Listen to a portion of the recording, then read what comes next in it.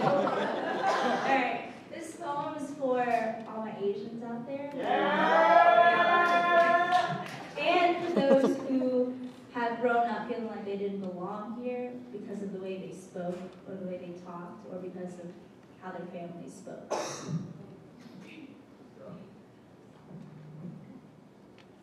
I am immigrant's child. I am his broken English in public, his Chinglish at home. I am my immigrant father's pride, leaving my Chinese name as it is. Shuyu, translation Shuyu, translation book jade, meaning knowledge is revolution. It rages parallel through civilizations, tears down tyrannous dynasties, and still picks a first brick of peace.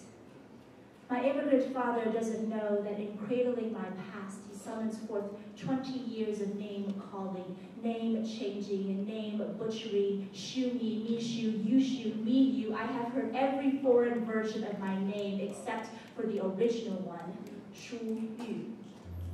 They ask me to speak my heritage, and when they repeat after me, their Anglo-Saxon tongues pause and stumble over the harsh sound. Their tongues lick the edges for the foreign taste, but they spit it back out with mucus-like mockery, slathering my name before they could even bite into the heart of the jade. My father's dignity, my mother's strong-smelling ethnic food. My slip of bad grammar is too strong for the American pie, too wrong for the American regime, too ching-chong for the American pride, and I can never belong to the American dream. I'm against a butchering knife called conformity, similarity, the repeated history of Chinese Exclusion Act, of the regurgitated raw consumption pinned against restaurant windows and laundromats that reveal my vulnerability, signs that say open on Christmas, Easter, Thanksgiving, and all the family weekends in between because I work twice as hard, twice as long, but I only cost half as your white businesses. These days, the Chinese Exclusion Act is unemployment. With a PhD and a killer confidence, my immigrant father had to change careers midway to life because employers would not buy foreign goods. He couldn't compensate heavy accent and broken English.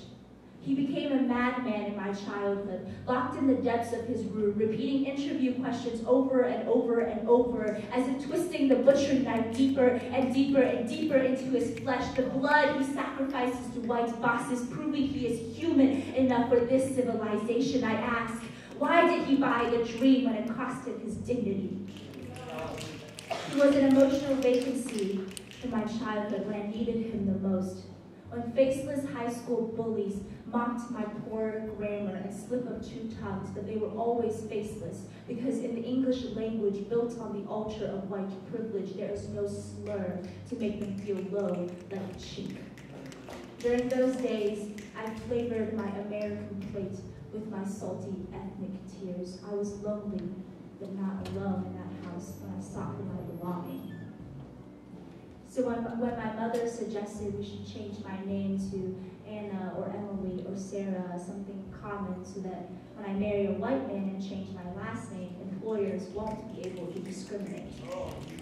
I told my mother to never sacrifice us to prejudice. She had raised a daughter who consumes knowledge like it expanded her with power. She rages peril against a civilization whiter than yellow, tears down a capitalist democracy that consumed, chewed, and crushed the working people of this nation raw with white man's burden. Her daughter will never marry a man who expects her to change her last name, because her last name comes from the greatest man she knows. This man had woven the bright thread of yellow pride seamlessly into our family's dark years, mended our wounds with yellow strength to remind us the unapologetic bravery running through our veins, boiling through our vessels, bellowing through our voices, and no man after him could erase the battle scars of a foreigner. I am immigrant's child. I am his broken English in public, his Chinglish at home. I am the product of his discipline, his starving mind, his burning pride, because I am damn proud to be every version of his foreignness. I am proud immigrant's child, a mix of two languages, embracing every version, the wrong, the strong, the ching-chong, and all the parts that don't belong. So I dare anyone ask me where I'm actually from. Tell me I should change my name or correct my English, and I'll prove just how foreign I really am.